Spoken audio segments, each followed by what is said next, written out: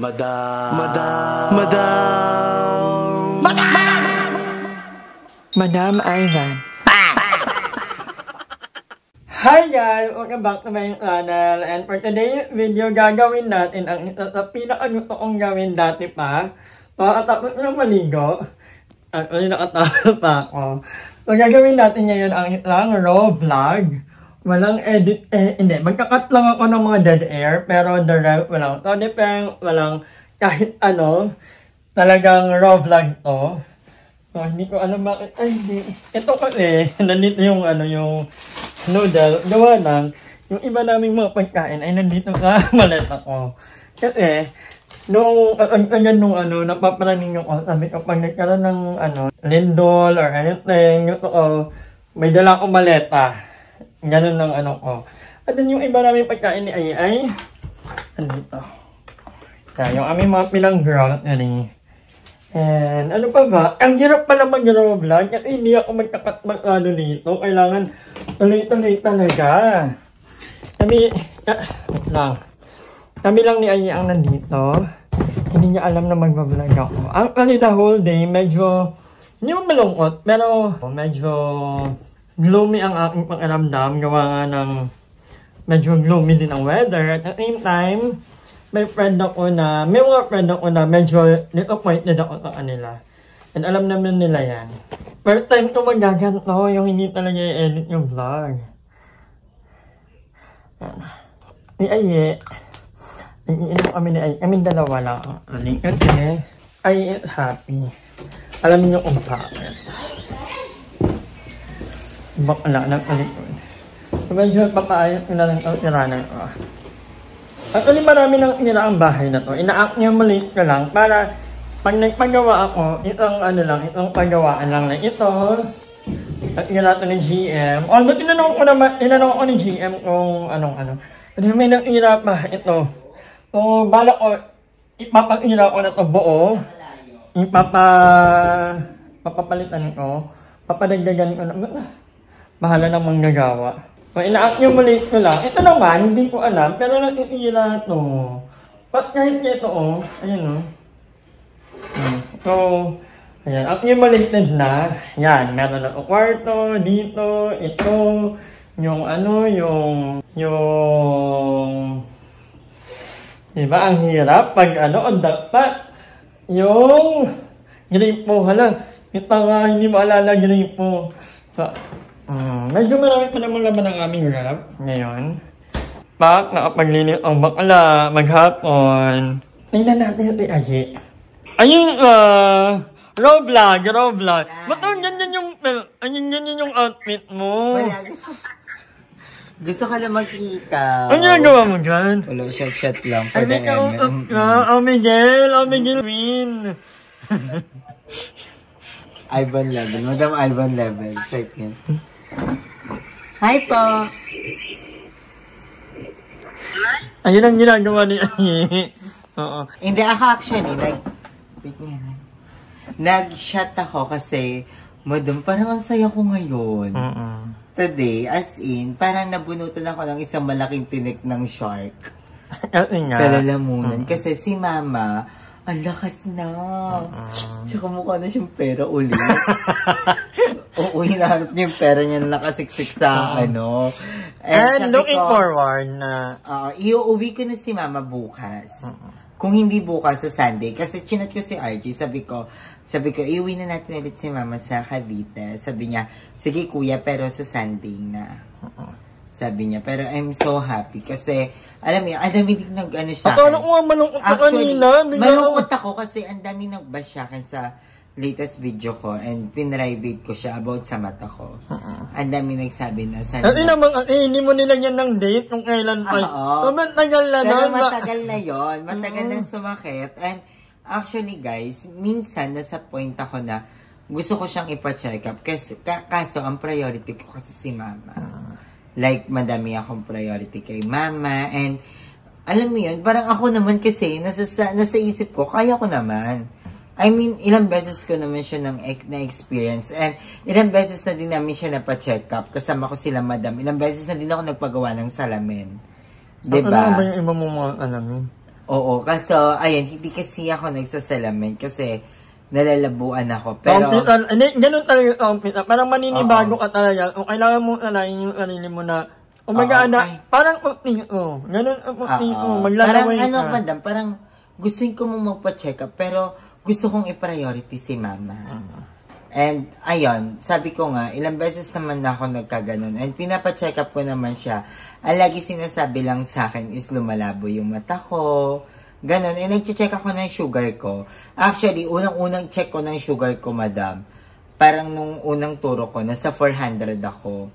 300, 389, ganon. Tapos nung nag-check ako ulit ng sugar, nasa nasa 200 plus, ganon, 100. And sabi ko, ngayon, kaya hindi ako nagpa-check up kasi nga sabi ko, si mama nasa ospital, I mean, si mama mas kailangan niya. Ako, kaya ko pa naman. I mean, alam kong concern kayong lahat. 'Di ba? Kasi lahat naman na nagko-comment sa akin, nakikita ko na yan dating-dati pang nagko-comment. And alam natin na, kung magaling yung concern. Nila. Sobrang concern. And ako, as long as kaya ko, okay sa akin. Pero mas gusto ko, mas maging okay si mama. And ngayon para ako nabunutan ng tinik. Kaya sabi ko, mo daw, I need to celebrate. As in, iyak-iyak ako kagabi. Iyak ako kagabi. Kasi sabi sa akin ni Archie na parang, si ma'am, iyak. Bawal tayo umiyak ngayon. Sabi ni Archie na parang nakakalimutan ako ni mama. Nakakalimot si mama. Tapos kanina sa video, binidyohan ni kuya, sabi niya, si mama, good news, malakas na, nakakapagsalita na, nakakaupo na, and yung binidyohan parang mukhang pera na ulit si mama. Archie, sa yung pera ko dito! Ganon. So, parang ang saya ko na parang, alam mo yon na lahat ng sacrifices mo, okay siya. Kasi okay na si mama. Iniuwi ko na si mama ulit sa Cavite. So, Cavite na ulit at gawin natin ang paraan na, alam ko yung mga naman na malapit na nito. At yun yung problema lang natin. Nandun ang mga record ng mama mo. Mga niya. Pero, siguro, kasi nasa point ako that time na gusto kong i-confine si mama. Kasi nung sinugod namin siya sa Korean hospital. Sobrang mahal. And ako naman, gustuhin ko man. Kaso sabi ko, paano pag hindi ko kaya? Kaya doon na lang kami sa kaya ko. Kasi may card si mama doon na nakakatulong para makapag-discount kami kahit up to 80%. Ganun. So, doon namin sinugod si mama. And ngayon, I'm so happy na okay na si mama na dininig talaga ni Lord. Iba talaga yung prayers, madam. Iba, kasi nag-pray ako nung isang araw. Kasi nga, nun yung chinat niya sa akin ni Archie lahat. Pray ako ng pray na sana, hindi pa ako ready, Lord. Sabi ko, hindi pa ako ready. Sana maging okay ulit si mama. Tapos yun, naging okay si mama. Kaya iba talaga yung prayers, madam. Naniniwala talaga ako sa prayers. Kaya, yun, naging okay na si mama. And, ngayon, follow-up check-up ni mama bukas. And, i-check up sila nila Archie bukas kasi tapos na lahat ng mga gamot. And, after nun, kung maganda yung result, iuwi na namin si mama. Hopefully, para na talaga. Oo, kaya... Lalo na tag-ulan na ngayon. Then, ako naman, diba? Sa mata ko naman. Yung mata ko naman, actually guys, alam ko naman kung ano yung problema sa akin, yung mata ko talaga, na sobrang naglalabo. Pero ngayon, okay siya. Dahil contact lens, na-irritate yung contact lens. Oo, kasi nag-contact lens ako that time. Nung nakaraan. Ganun din tapos sa Palawan ko yung contact lens ko, parang lumabo, tapos na natulog ako, nagmuta. Ganun din sa Palawan ang nangyari, di ba? Sa Palawan, ganun din yung nangyari. So, feel ko, madaling ma-irritate yung mata ko sa contact lens. And ngayon naman, diba, ang importante lang sa akin, dahil kahit mabulag ako, basta buhay si mama. Diba, yun lang yung okay sa akin. And sabi ko, goods. And thank you sa lahat ng mga concerns sa akin. Siguro pinalivate ko lang yung video ko kasi kailangan nila, madam. Pag nakakabasa ako ng parang sobrang mga bash, pina-private ko talaga yung mga videos ko. And sabi, lagi kong inaano sa utak ko na babawi ako ng mas magandang content, na mas matutuwa kayo, na yung mga ganong eksena. And I'm so happy. Kaya nagsa-celebrate kami ni Madam. Kasi sinabihan ko talaga si Madam. So, nagla-laptop si Madam. Sabi ko, Madam, basahin mo yung chat nila, Archie. Tapos binamanood ko kay Madam yung video ni Mama. Sabi ko, lakas-lakas na ni Mama. Ibang-iba siya nung iniwan ko siya. Kasi nung umalis ako, papuntang Cavite, sabi ko, wait lang maalis lang ako kasi kailangan kong gawin yung mga trabaho ko. And after nito, mababalik ako agad. And yun, ibang-iba si Mama sa kung ano siya nung iniwan ko hanggang ngayon. Siguro dahil din sa gamot na ininom ni Mama. And I'm so happy. I'm so happy. Sobrang saya ko. And sobrang nagpapasalamat ako kay Lord na dirinig niya lahat ng panalangin ko talaga. And yun, sabi ko talaga, I'm so happy. Ang ina ni Ayi, ang daldal talaga ni Ayi. Dapat naglit lang yung ano kasi, ano to, vlog lang to. Hindi ko to i-edit Ayi. Ang iniano ko lang, ganito lang. Hindi, pero Madam, wait lang, gusto kong mag-thank you. Hindi ko pinrivate yung video dahil naiinis ako Ay, hindi, oo. Hindi ko pinrivate. Na-appreciate ko lahat ng concern nyo sa akin. Pero pinrivate ko kasi, syempre, may mga andaming mema. Comments na parang naapektuhan ako. So sabi ko, ipa-private ko na lang to and imbabawi ako and sabi ko, kaya ko pang gumawa ng mas magandang content na mapapasaya namin kayo. So, mas good sa ka doon. I'm so happy. I'm so happy. Basta, may tao. Wala akong pakialam sa lahat ng mga mema contents. Ang importante sa akin, malakas si Mama. Yun lang. Yun lang. Period. And I'm looking forward na umuwi na ng Italy. Ang dami na natin. Yes. Ay, wala po. Wala po. Sino ba yan? Patingin nga, sino ba yan? Wala, yan. Wala po dito. Wala si EJ. At alam niyo ba guys, sobrang, ay naku, paulit-ulit yung pinapakinggan niya yung kanta ni EJ Monterde.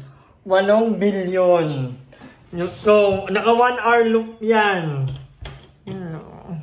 So, sabi ko kasi kay Joven, kaya ko nga gusto kong gawin to Ayi, kaya lang sobrang tagal ko nang hindi nagawa to, ay gusto kong gawin tong video na to. Ngayon lang makatuparan. So, i-upload na natin. Maraming salamat sa panonood. I'm happy lang. Kasi, happy naman kami ni Ayi. Diba? Init. Akala ko si Ayi, kinabahan ako. Akala ko si Dave. Kamukha ni Dave. Minag-ink mo ba yun? Si Dave, minag-ink mo? Si Dave ba yun? Hindi, kamukha nga. Kaya, inabahan ako very light. But anyway, yun guys. I think hanggang dito na muna vlog na tawag. Bye. Hi! Maraming salamat sa panonood ng video na to. At kung natuwa ka, please don't forget to like and share the video. Mag-subscribe na rin kayo para bongga na. Yun lang.